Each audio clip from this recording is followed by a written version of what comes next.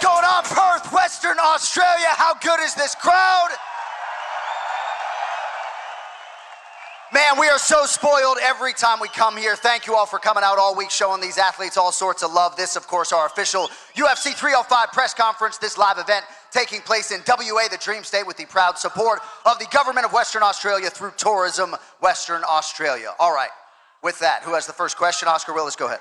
If I start off with Dricus Du Plessis. Dricus, before we get to the personal issues between you and Israel, just talk to us about this fight itself. Is this a fight you have to make ugly to win, or can you outclass Israel on this weekend?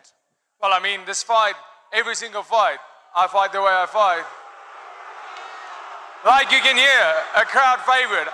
I make the crowd make noise, and that's what I'm here to do. I don't have to make it an ugly fight. I will be making it an ugly fight. I can make it a pretty fight. I'm winning the fight. That's at the end of the day what's going to happen. Everyone here knows why Israel doesn't particularly like you, but in the countdown you say you don't like him. But I don't know, really, has anyone asked you, why don't you like Israel Adesanya? Well, I mean, like I said, on a personal note, hey, okay, I know what this is about. You want to boo the Springboks, not me. It's they who whipped your ass. It wasn't me.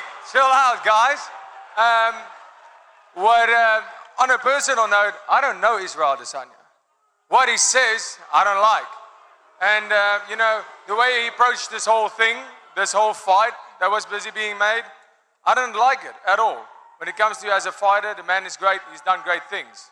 It's just time for me to take over, like I have. And that's why I'm champion of the world. Question for Israel.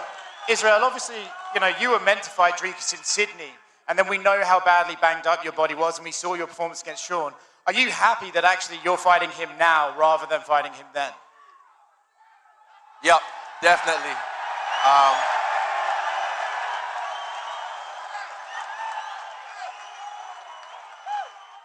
Yeah, definitely. I'm happy I took the time off I needed. I'm happy I, let my body heal, let my mind and spirit relax. And then now I'm clocking back into work, and I'm happy to be here. Yeah, I wanted to follow up on that. You have done more media duties than nearly anyone in this business. You took some time off to come back here, get this reaction. Have you missed this? Have you missed being at the top? I missed you guys. I won't lie. At first, I was a bit salty. You know how the streets is. But then this is what I do. I do this shit every time. And shout out to Tim for helping me chop out the fat. But yeah, the media stuff was cool. This is cool. And Sunday's gonna be even cooler. He says he's gonna make it an ugly fight. Can you meet him in there and make it ugly and still come out the winner yourself? I mean, Costa tried to make it ugly, but they all try. But I can fight. I can get muddy with the pig, but also I can keep it pretty. Question for Dricus. I believe you said in an interview this week that I need to be perfect to beat this man on Saturday or Sunday morning. In your mind, is that like a show of respect for Israel's skill set, or just what you feel you need to execute in order to win this? And what does a perfect fight look like for you?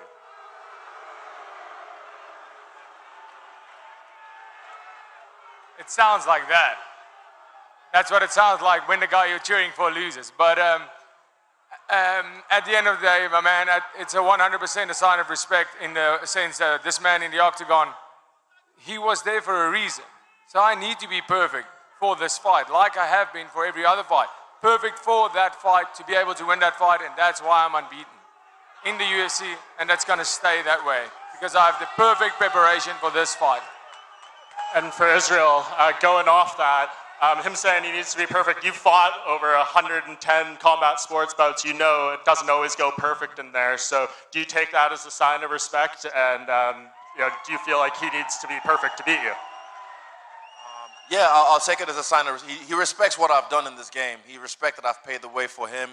And yeah, I guess if he wants to have to be perfect, if he feels that way, sure. But man, it's hard to do that against me. And just back to you, Dricus. You closed your media day yesterday with a message to Israel about the social media stuff. Is there anything you want to say to him about that now? Yeah, the photo he got, I'm assuming it came from his For You page, because it was me as a teenager. So searching naked teen boys, if that's on your search engine, man, you need to check that shit out. Hey, that wasn't me. That was Mike. Somebody's mad. It must have been cold that morning. Don't worry about it. The authorities that should be worried, not me, man. A question for Dricus as well. How much extra motivation has it added for you being in enemy territory and with the Springboks here as well, to possibly do a double Saturday night and Sunday? Well, I think I heard the whole thing, but let me tell you this, extra motivation, didn't need extra motivation to do this. I have the same motivation that I had when I won that belt, same motivation I had when I had my debut, and the same motivation right now as a champion. At the end of the day, I don't come in here as somebody who needs to change anything because I have the belt. No, I'm not gonna defend my belt. I'm gonna keep on fighting like I never had that belt. Because once I walk in there, that belt is given to an official, it's there, it's nobody's belt. The belt is given to the winner at the end of that fight. So for that time while the fight's happening, that's nobody's belt. And I'm willing to die and take a life for this belt. Questions for Dricus. Hey, Dricus. When this fight was announced, you mentioned that it'll be done in spectacular fashion.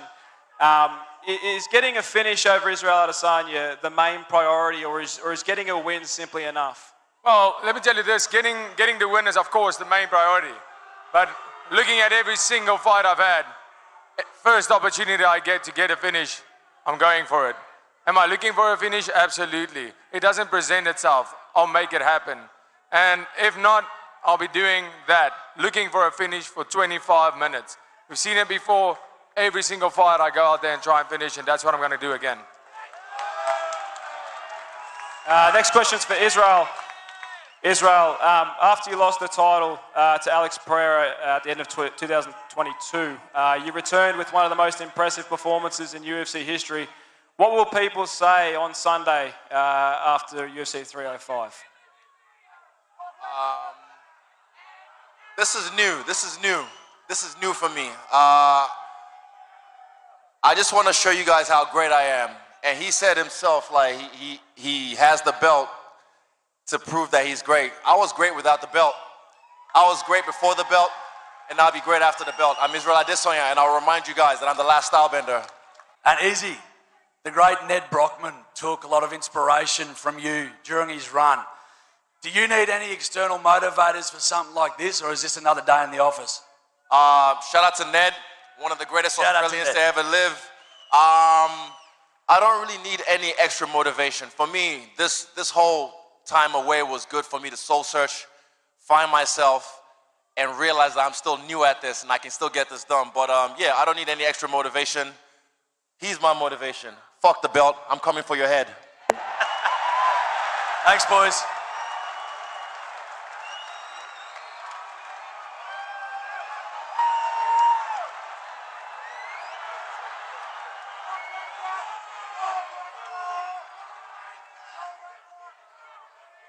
Question for Adesanya, Teddy here from KO Sports. With every iconic victory, you've given us a celebration, something to celebrate. Now, if it's a given victory, do we see a Happy Gilmore style celebration? Oh, golf? Nah. I don't really know what's gonna happen after the fight, but all I know is I'm gonna fight for the fight of my life this time. The last fight, I'm embarrassed, even myself, because I'm an artist. I like to show off. That last fight wasn't really me. I was the most, and still am the most active champion in UFC history. 5 fights in 16 months. Fuck the fights, the camps. Training with Dan Hooker, training with Carlos Ulbrich, beating me up every day, it's hard. So now I've taken my time to do everything right, and yeah, I'm gonna focus on the fight. Whatever I do afterwards, we'll see. Godspeed. First question for Dricus. I don't know if you've seen over the past 24 hours, initially Izzy was the favorite heading to this fight, but as we've gotten closer, those odds have shortened. What do you think about that? What might you attribute that to? Well, there's no place for odds in the octagon, I have to say that, but I mean, obviously the odd makers are seeing what I know and seeing what the people are seeing. I mean, it's pretty evident. Like I said, the man needs to be motivated to be back here. He had a, emotional fuel to be back here. He said it, he's motivated by me. That's what gets him back in here. I'm motivated by greatness. I'm not motivated by some person. If he doesn't step in, I'll be the same motivated fighter that steps in there. And anybody can see this. Once again, it's about how bad do you want it. It's pretty evident how bad I want this. And on Sunday morning, there will be no doubt of how bad I wanted this.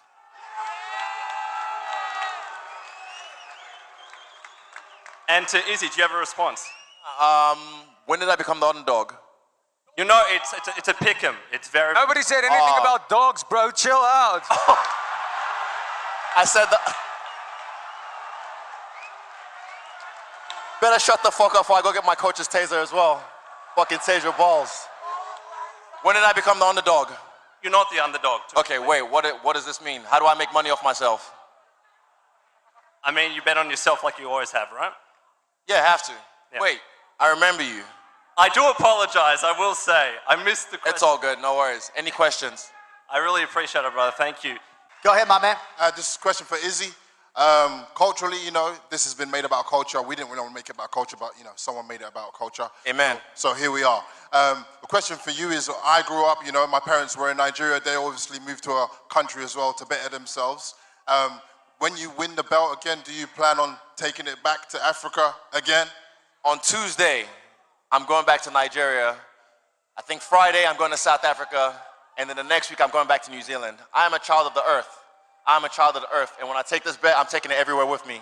Thank you, bro. Thank you. Appreciate you. Question over here. Are you taking the servants with you when you're going back? Are you taking the servants with you if you're going back? What the fuck are you even on about? My God. It's obviously a see and tell. We can see that. What do you mean? You're saying that I Bro, made it shut about the fuck culture? up. You don't even know anything about my story. You have no idea who the fuck I don't care am. about your story. I don't care about your story. Listen, my father and myself had to wake up at 4 a.m. and clean the banks while my mom studies to be a nurse. You don't know my fucking story. Don't fucking speak of my story if you don't know my story. I don't care. I will show you who you are Sunday. So right now, shut the fuck up. I can't wait. Back by unless you see. You're talking about I made it about anything else. You did. Being You the did. first Even you couldn't even respect African the people of the land. I am the Walking first. the country, you were the one not even doing anything. I took my shoes off to connect with the people, with the mob. What did you do? You stand there and try to mean mug me. Are you stupid? My man. I'm not your fucking man, bitch. This is my land. Oh shit. Just not that. You're gonna do what I did, take as the first residing African. That was exactly silly. it. You sound never like a change fucking that. pig. You can't change I that. will slay you, Impossible. porky pig. Shut up, pink fit. You can't change the facts, but you can't change those facts. And just final question for you, Israel. Izzy, I know you said you manifested this when you were watching the Robert Whittaker-Dricus fight. Yeah. How has this energy from Dricus today in the build-up? How's the energy from Dricus today and in the build-up? How's it matched to what you manifested and imagined leading into this? And what are you feeling right now from the energy in the room? He touched the subject there because I do this for my family. I do this for the people I love, and I will fight for you forever. I swear to God. Watch this. Look, I'm a fucking human being. I am a man. I can cry and whoop your ass at the same time. I feel the love from the crowd. First time I fought here, 2-2-1. That was February 2018. That was me making my dream come true. Sunday, I'm gonna fucking kill your dreams, bitch. I wanna fucking kill your dreams. What a note to end things here at the press conference. Perth, no crowd quite like you. Ceremonial weigh-in tomorrow at 11. We're going to clear the stage and square off these athletes.